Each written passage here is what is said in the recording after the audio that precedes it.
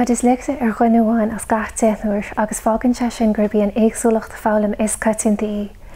Cé go dúsláán ann ó thaobh na litreachta de tá daoine ann in neach cinál garma a bhfuil Disléicse arthb agus a bhfuil gaiir go háanmhaileo, daoine a tháinig ó scoile na Gaeltachta agus gael scoilíne ina measc. Léiríonn an taide ar an Disléicse gohfuil aníagsúlacht ann ó thaobh an cumas atá ag duine teanga nua amhlaim.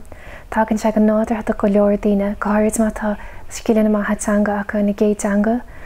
Bíonn deachreacht ag roinnt daoine leo agus caihamid ardeagas go chur an iarúnt dóibh.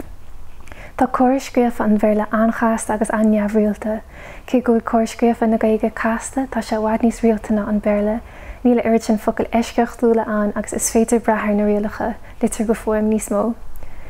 Caitheann na rialacha bheithreolalas ag duine leas amhaint as an rialtach seo agus ba an bhéimór atá ar ónach sa Gaeilge le blianta beige anois ina chabhar lei seo. Má tá an tacaíocht chuí ar fád a bhúnsúirí pe siad an éagsúlachtaí fhoghlaime a heanaint agus an tacaíocht cheart a chur ar fáil gach eile páiste. Caihamid timpplacht fhoghlaime a chur ar fáil ar féidir le gach duine fhoghlaim ann agus ba chóir dúin deisina a chur ar fáil do chuoine seachas iad a bhaint.